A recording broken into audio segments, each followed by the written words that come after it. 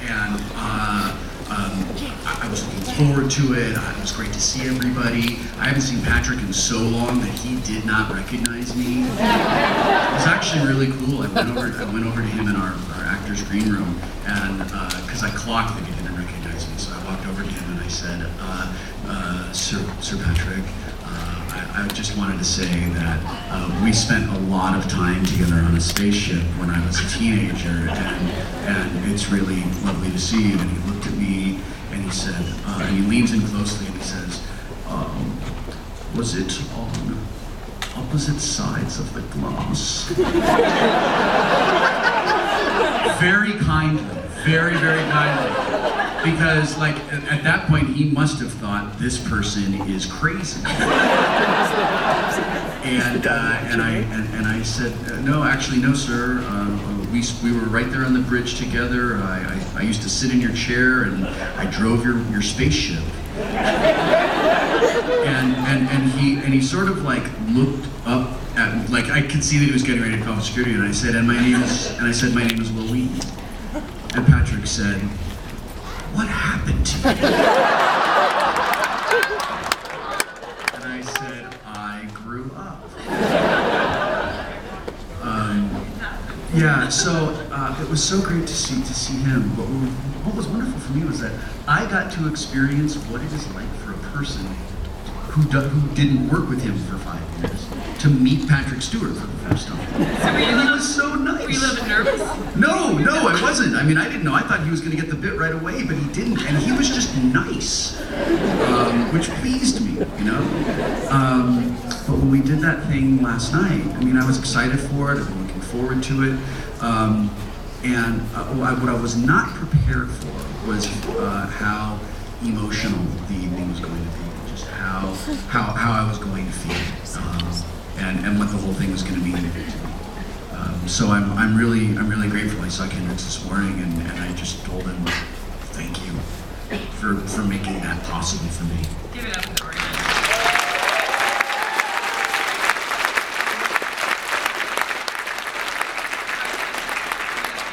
All of us who were watching it to be, I mean, of course it was hilarious, but it was really, really moving, and you in particular, it was just really nice. You have an authenticity and an honesty that was just really, really incredibly moving.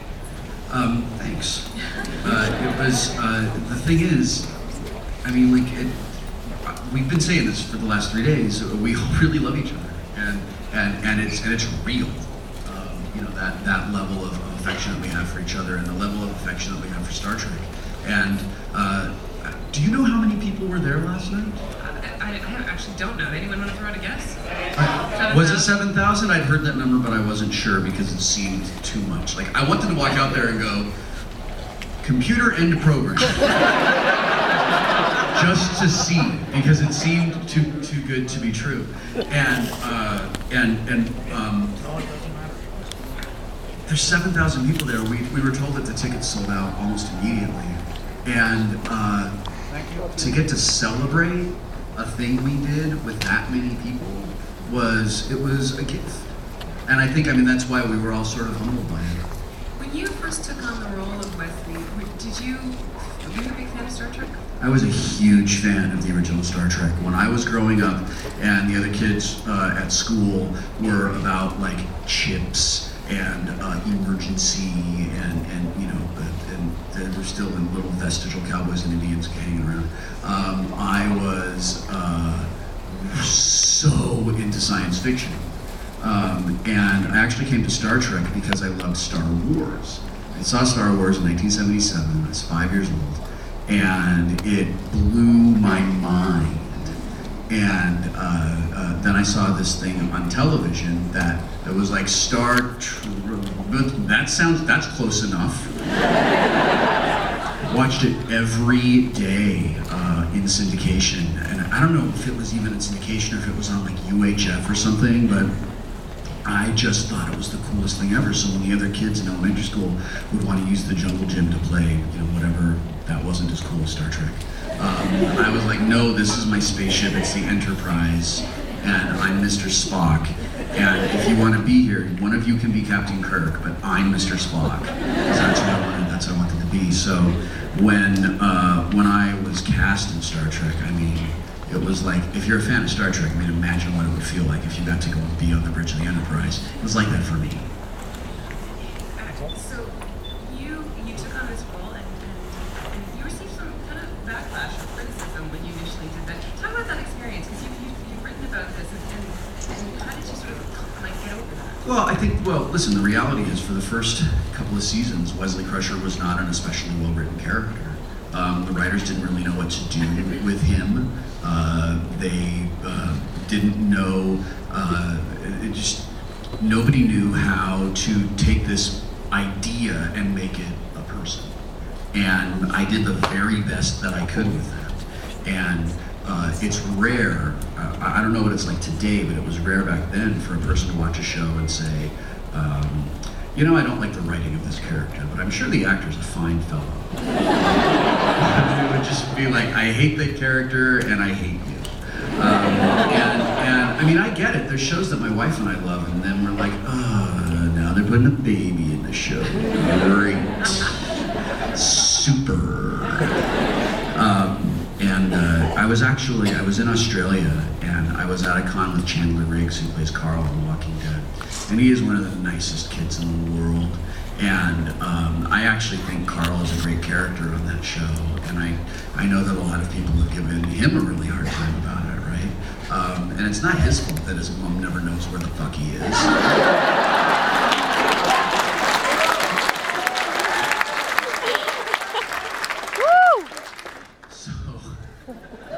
So I felt kind of protective of him because I was like, oh look, you're carrying the Wesley torch. We made a video together where I'm just yelling at him to get back in the house. It's really funny. Put it on YouTube this coming week.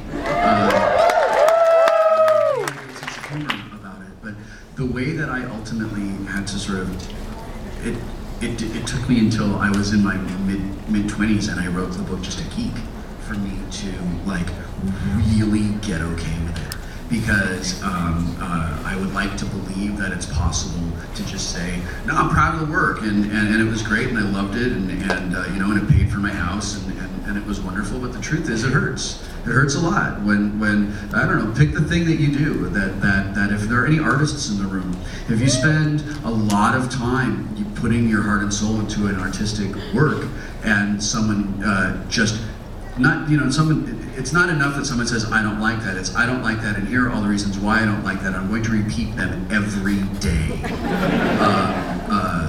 It sucks.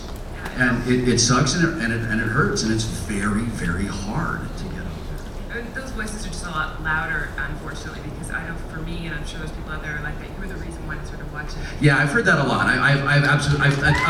That's awesome. That's great. And it's something that I've heard a lot. And the thing is, like, I didn't know. I turned 40 this year, and I'm running into, 1972 for the win! I've been running into people that are my age, plus or minus like 5 years, and they grew up watching Next Generation, and they thought Wesley was awesome. They loved him, and then they identified with him, and they thought that I meet people now who are scientists and engineers and physicists and doctors and architects, and they do what they do because they watched Star Trek with their parents, and because they thought Wesley was really cool, that he was as smart as the adults, that he could do all these things. So when I hear that, I think, well, maybe this character could have been written in a way that would have made him appeal to a broader audience, but he was certainly speaking to kids who were my age at the time. And I run into people all the time who tell me that they didn't have anything in common with their parents except Star Trek. And Star Trek was that thing that they did together. And as they grew older, most of us as we grow older, even if we have trouble with our parents, we sort of grow together eventually in time, right? And people have told me, I'm so glad that we had Star Trek because it gave us at least a foundation to stand on to build the relationship that we have as mutual adults. And now I watch Next Gen. These people tell me I watch Next Generation with my children, and that's amazing. It's so great to be part of that, So hearing things like that, Kids, cover your ears. I've just run out of fucks to give. About people who are like, I hate Wesley. Like, well, you know what? Congratulations. I want to open it up to the floor. It's hard to see a little bit, but we'll try to give you as much as we can. So I'm going to go red shirt first. Yes. That's hilarious. The red shirt always goes first.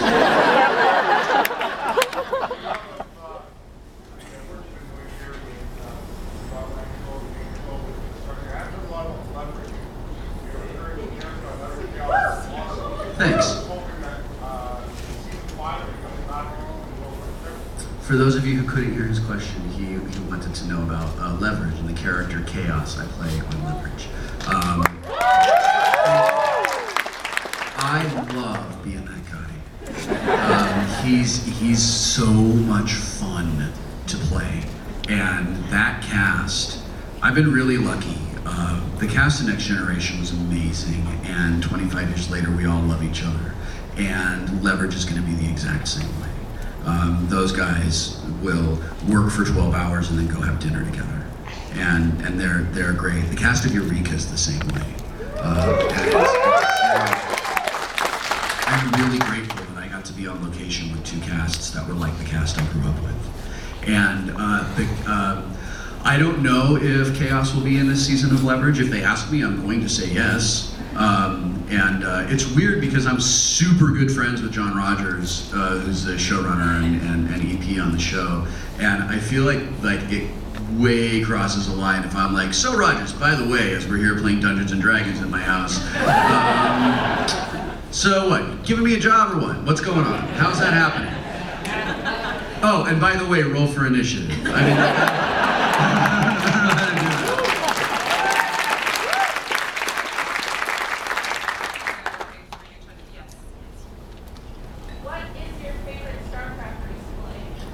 my favorite StarCraft race to play is Zerg. Yeah, boo yourself. Oh, I'm sorry, I can't defend against the Zerg rush. Cry me a river. But I haven't played StarCraft 2. I haven't had time, which is awkward because I'm real good friends with Sean Plott, who's known as Day 9. Day 9 came and played on my show Tabletop. Yeah. Which you all should watch. Was like, I had never met him, but Felicia kept saying, you're gonna like Sean, he's a great guy, like you guys are gonna be best friends. And I was like, whatever, you're not the boss of me. And oh my God, she was right. After like a half an hour, I was like, dude, we have gotta be best friends. I was like, here's my phone number, I want you to come over to my house, and we're gonna have dinner, and we're gonna have beer, and we're gonna play board games together, and we're gonna write about it in our diaries. It's amazing. So, yeah, I'm looking forward, but I tell you what I'm really looking forward to more than anything else is Diablo 3. Yeah. Oh my God, I can't So, fandom has changed a lot since Next Generation was around originally, and especially because of, obviously, the internet. And I know in the beginning there was some sort of fandom activity on the early web, but how do you think things would be different if Star Trek Next Generation had happened in the internet age? That's a really good question. I don't know. Maybe I can talk it out. We've seen how it's not just the internet, right? I mean, you know, the internet is a technology, but the internet is a lot of different things. I think the way that I would like to believe that Star Trek and the people behind Star Trek would embrace the internet and make it really easy for people to watch our show online, wherever, whenever they wanted to. I would like to believe that we would respond well to social media. That one of the rules on Leverage is Twitter everything, and that's because Rogers gets it and understands all that. But when I work in the Big Bang Theory, unless I'm getting permission directly from Bill Brady, I've got to run everything I do past Warner Brothers. I had this great idea, if I say so myself, a couple of, maybe 2 or 3 episodes ago, to just take my flip camera around the stage and just host a tour of the stage.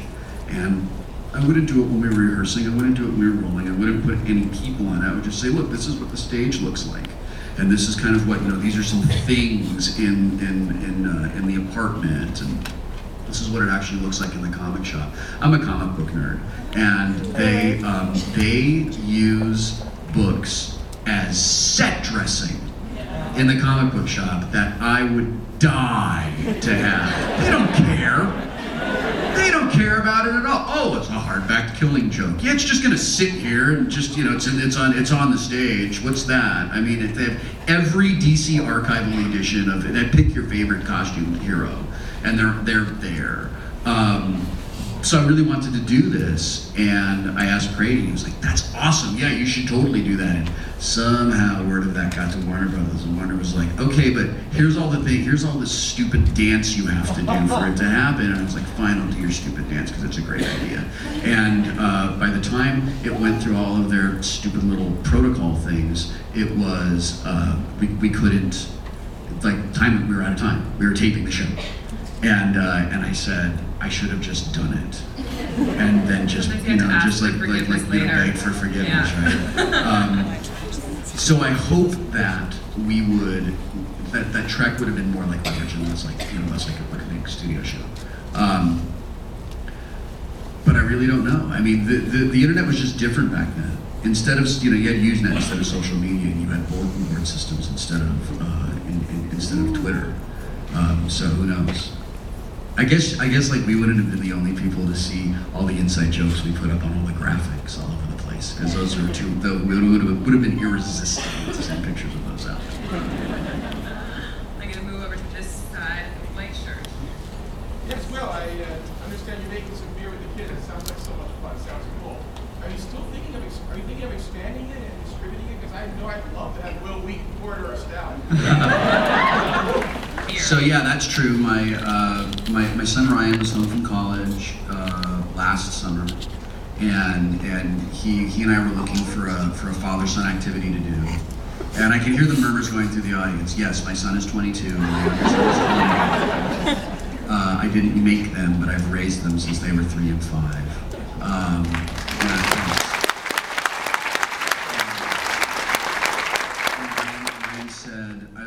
He said, I think we should have a father-son activity for summer while I'm home. And I said, great, what do you want to do? And he said, let's make beer. And I said, that's a fantastic idea. And we found a homebrew supply store, and we went there and we started making beer. And I've made like 23 batches of beer since then. Like, I just fell in love with it. I completely fell in love with it. And I homebrew almost every week. And I do all grain and I do extract, and I'm a super nerd about it. Actually, my dream, to answer your question directly, my dream is to have a brew pub with maybe 3 styles of beer on draft that we would make there. And but instead of being just a brew pub, it's a brew pub with an 80s arcade in it.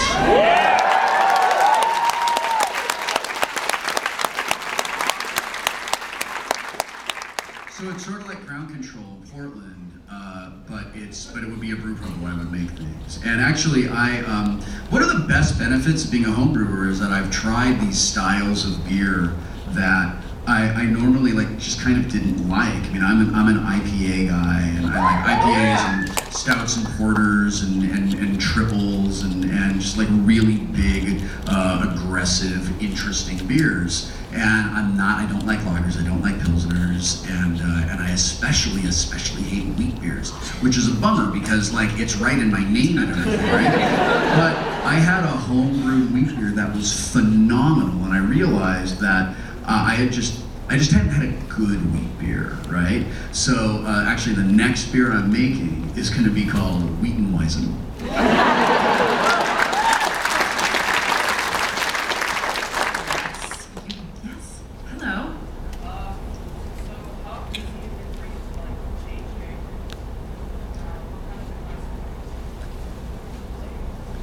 How easy is it for me to change characters, and what kind of advice would I give someone like you who isn't a play in high school? If the characters are very different, then it's not difficult at all. It's when characters are similar that it's very challenging because you never want characters to bleed into each other. As an actor, I never want my personality to overwhelm the character. There are big superstar actors who ruin movies for me because they don't act. They're just like, oh, and it's Tom Cruise, is that guy. And they don't give themselves up to the character. 2 seasons ago, I was working on the series finale of Eureka and the season finale of Leverage at the same time. And I was commuting back and forth between Portland and Vancouver. And I had several 24-hour days in the span of a couple of weeks. And I did not know what my name was. I mean, I was like, you guys, I'm so tired today, and I would have been so happy if I was only this tired when I was working on those shows. But my character, Dr. Parrish, on Eureka, and my character, Chaos, on Leverage, are kind of similar, but they have very specific, very important differences in their point of view about things. They both think they're the smartest person in the room. They both really love needling the person who's like their nemesis. It's Fargo on Eureka and Hardison on Leverage. But Parrish is generally good, whereas Chaos is generally evil. And they have a different point of view about themselves and why they do those things. So we have these couple of things in common, and then all these things that are different. To keep that straight while I'm working on those shows at the same time, and while I'm exhausted, I took a piece of paper out of one of the revisions for I think it was a Eureka script, and I wrote Dr. Parrish on this side of it. I drew a thick line down the middle of it, and I blacked it all out. And then on this side I wrote Chaos. And I wrote all their important character traits down. And I looked at that every day, so I knew who I was on that day. And that's how I did it. And that technique wouldn't necessarily work for everyone, but that's what worked for me there. The advice that I have for you well, this is the advice that I would have for any actor. You find out what your character wants and why. And then that's your homework. Once you do that, then every scene, every interaction, every line of dialogue you have is about your character achieving whatever your character wants. And you break your script down to each line you attach an action to your line, something that it does. And you're moving your character closer to whatever your character's goal is all the time. And I got some really great advice from Bill Prady when I was working on Big Bang Theory. We were riffing about being the villain someday. And he said, well, the villain is the hero of his story. And it was really, I thought, it was one of those things where I simultaneously thought, duh, and I can't believe I didn't already think of that.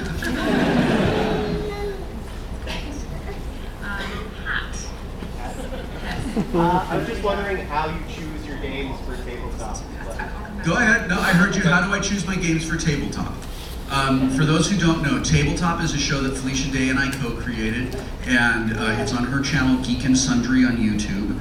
It's at youtube.com/geekandsundry, and the show is playing nerdy tabletop hobby games like the ones that gamers love to play with our interesting creative friends from the entertainment world.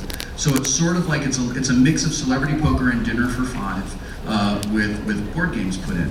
The way we chose games, so I'm a gamer. I've been a gamer my whole life. I started playing D&D in 1982, I think, and then in around 1987, I played my first war game, and then I've never looked back. And I still play some Ameritrash games, but I'm crazy about Euro games. I just love them. So when we were choosing games to play on tabletop, we chose games that worked really well with 4 players, because we're going to have 4 players on the show. We chose games that were fairly easy to teach in just a couple of minutes of explanation. We chose games that that looked good because it's television, and we chose games that we thought would be widely available for people in the audience to get, because we wanted people to be able to go and get these games and play them. My goal with tabletop is to make more gamers, and I want to have a show where gamers can show their non-gaming friends and spouses and coworkers why those of us who choose to spend an entire weekend playing games do that sort of thing.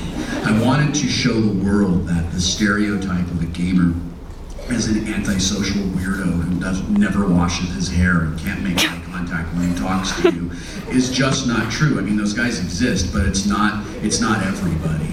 And it's been amazing, the feedback we've gotten on that show.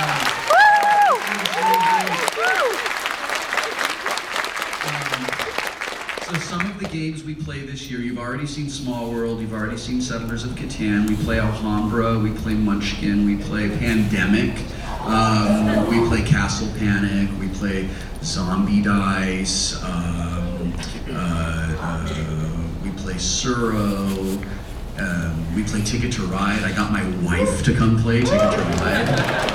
Awesome. Yeah, my wife, my friend Amy, who works at my comic book shop, and Colin Ferguson from Eureka came to play Ticket to Ride. It was great. We played Fiasco. We played the Dragon Age role-playing game. It was really great. It was really, really fun. And there was another beheaded man there. Yes, sir.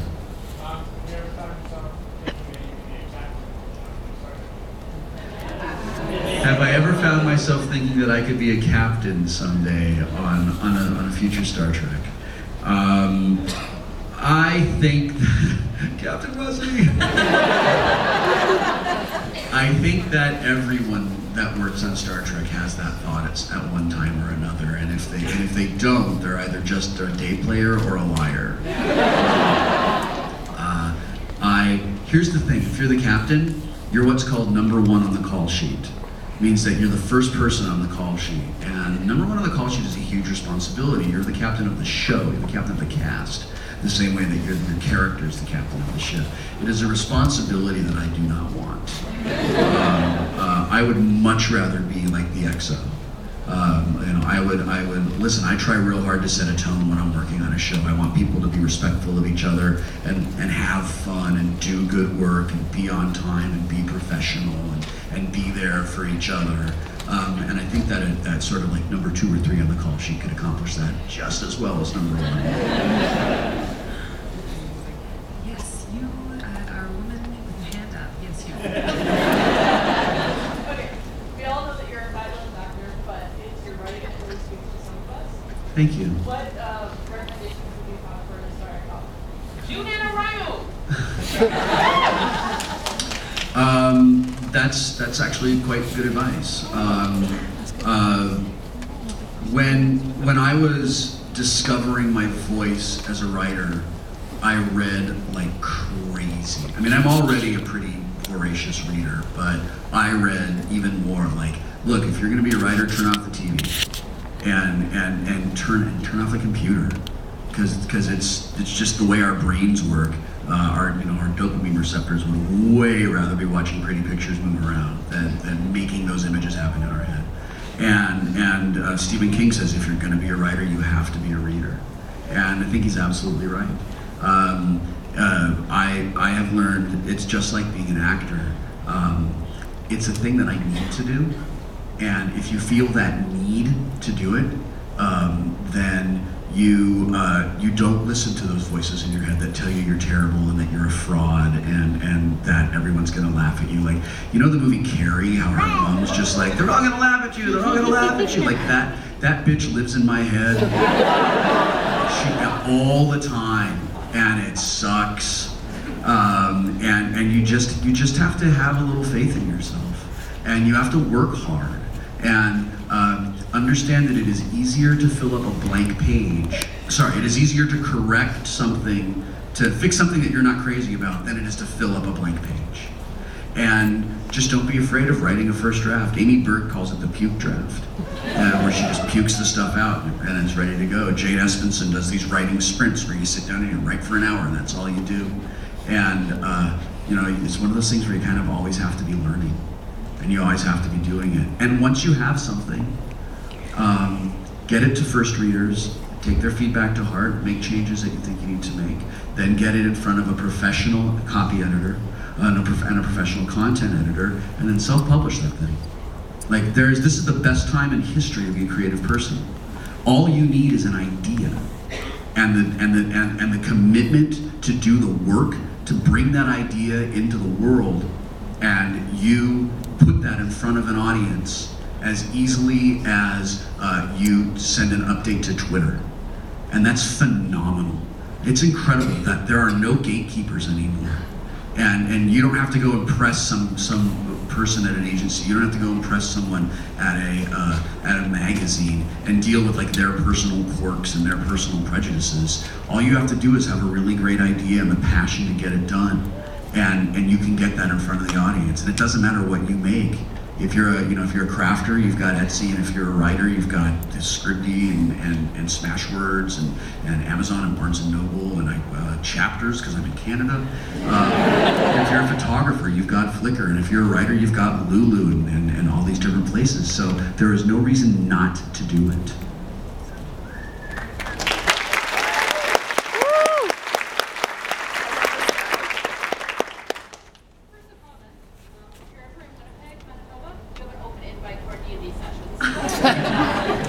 But are you going to keep popping up on the Big Bang Theory? And I've noticed the more you pop up, the more other TNG actors are starting to pop up. Are you going to bring the whole cast through with you? It's tremendously flattering to me that you think I have any influence over the Big Bang Theory. I love being on that show. I love it so much. They are the greatest group of people. They're wonderful. They're super funny and they're friendly and they're welcoming. Every time I'm there, they make me feel like I'm family visiting from out of town. And they're just great. And fun fact, actually, of them all, Kaylee Cuoco is probably the biggest nerd. She's a book nerd. She loves books, and she and I both have pit bull mixes, so we're sort of like dog nerds together. And if they ask me to be on that show, I will always say yes. When they decided to make Sheldon and evil Wil Wheaton friends, I was really hopeful that it meant that we were just going to do more things, because you can do more things with a friend than you can with a nemesis, I think. If you bring the nemesis back too much, then you get it's sort of the joke gets old, you know. I'm really lucky and really grateful that they give me the things to do that they give me. And if they want to bring in more of the Star Trek actors and give them give those characters an opportunity to interact, as a viewer, I would love to see that. And as a me, I would just really hope that I get to be part of it.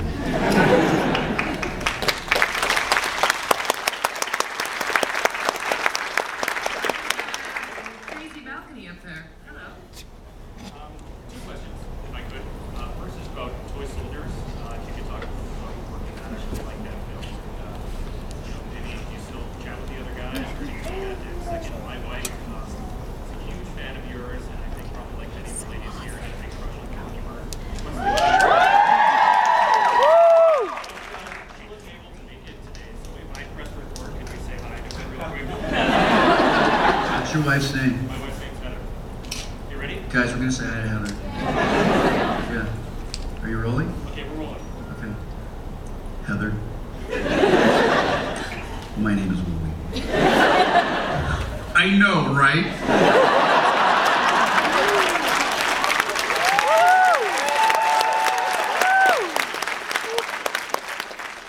I'm here with the audience that follows me everywhere. Which is what happens when you're a big deal like I am. And we just wanted to say, there's a seat here with your name on it. We're sorry that it's empty. It's right here in the front row. It is right here in the front row, Heather. And we would all like to say hello to you. Audience?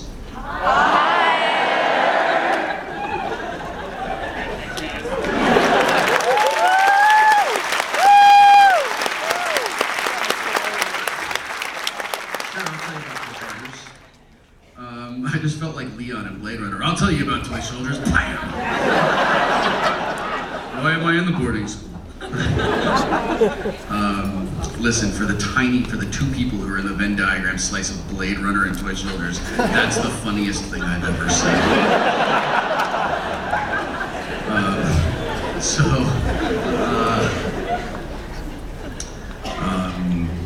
He say you Joey Trotta. You fought a mafia. Edward James Olmos reference.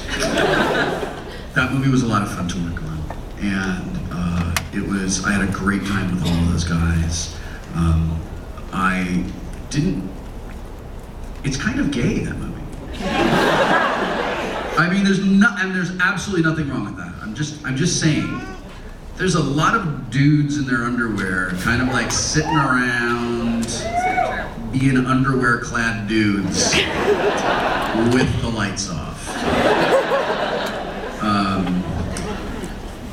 The thing that stands out in my memory most clearly about working on that movie was how much I didn't want to do that accent, that New York accent. That was sort of sprung on me on the first day of production. Dan Petrie Jr., the director, said, "Will you do this? Can you do this New York accent for this character?" And I said, "Well, I mean, I can try, but I haven't had any training or anything." And he said, "I think you can pull it off. Just try in rehearsal." So I tried in rehearsal. He said, "That's great. Go ahead and do that." And I said, "All right, but listen, for the rest of production, this is on you. All right? You have to make sure that I do not sound like Corey Feldman in Lost Boys, because I do not want that to happen." Dan, to this day, Dan Petrie maintains, in the face of film evidence to the contrary, that I did not sound like Corey Feldman in Lost Boys. I would also like to say that nobody rocked that dangly Ankh earring like I did.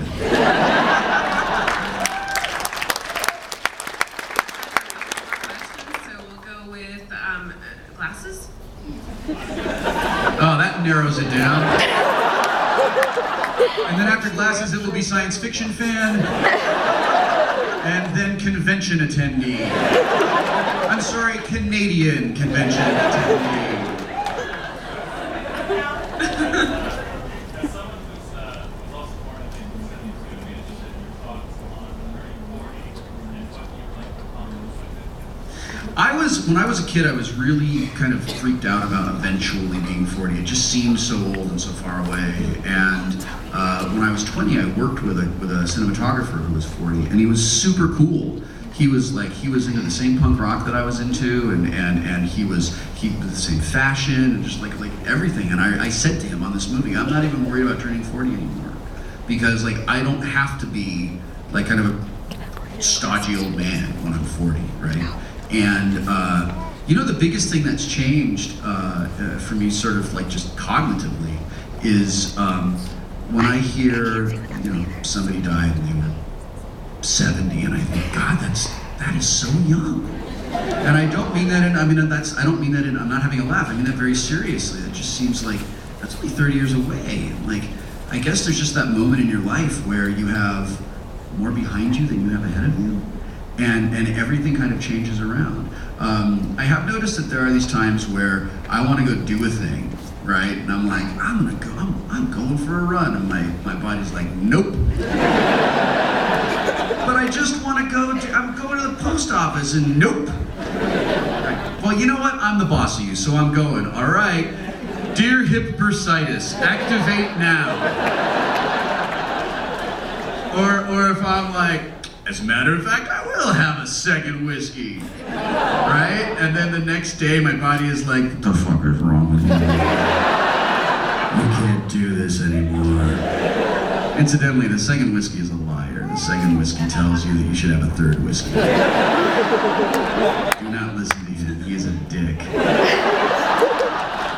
So, before I turn 50, I want to open up my arcade. I really want to open up my arcade.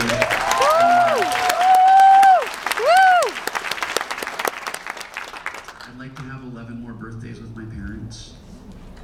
And I hope to be at the wedding of at least one, if not both, of my kids.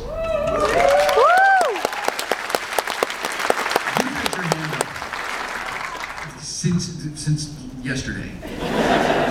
And you got to be dying up there. Like there is no blood in your arm.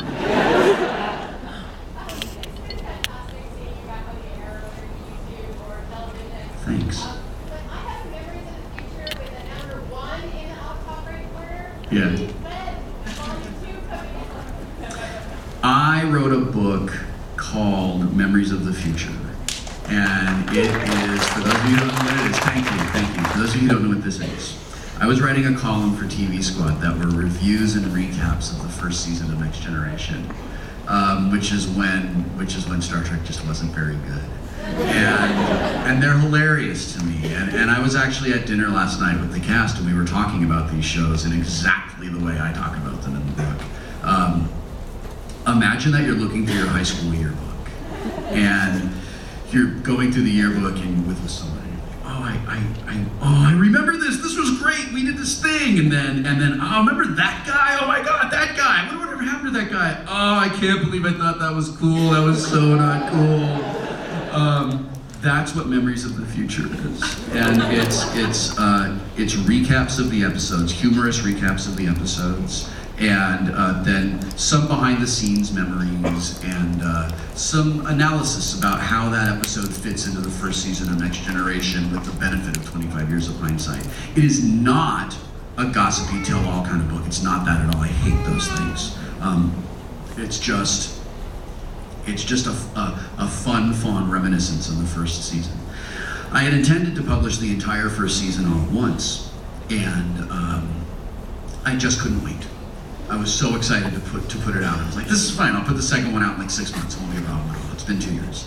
And the reality is, the absolute reality is, I have been so very busy being an actor that I haven't had hardly any time at all to be a writer. And like, listen, of all the first world problems to have, it's a good one.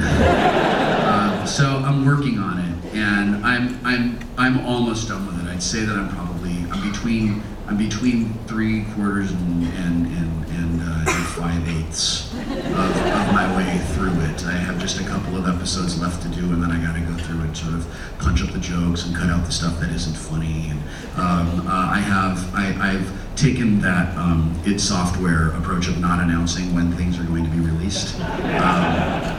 But I sincerely hope that I have time to finish it and release it before the end of the year. We have time for one quick question, and I'm going to let you pick. Don't you put that on me. Come on. This guy. Okay, done. There, we let the audience choose.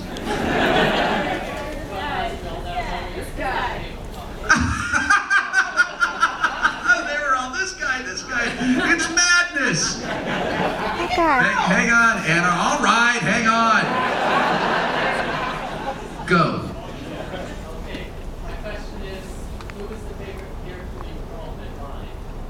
Oh, of role-playing characters. Well, I'm really attached to my character that I play in the D&D podcasts, Eothel Elkamani. But I play an elf. I play a Dalish elf in a Dragon Age campaign, who actually doesn't have a name that's unpronounceable, and he refuses to release it in the Commenton. And I love him. He started out just really being like just a giant anti-human racist. Because his parents grew up in the alienage, and he's an apostate mage. So he's got so many chips on his shoulders. But he travels with his brother, who's a city elf, who is a lot wiser than him. And the character development that's happened with this guy has been unbelievable. And I love him, and I'm really attached to him. Whoever it was up there, this guy. We have to get him on to his next thing. Will, I love all of your work. Love D&D. In Star Trek The Next Generation, when you're younger, I've always wanted to be part of your character that you never really seem to know what to do with your hand. There are no pockets in the future. And when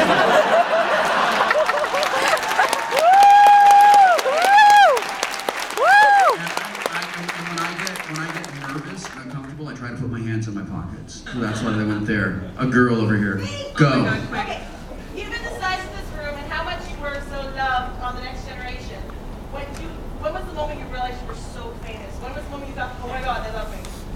Oh, dude, I'm not. Say it last night. I make, like, listen, I joke around about being a big deal because it's funny to me, because I don't get it. I don't get it at all. I know.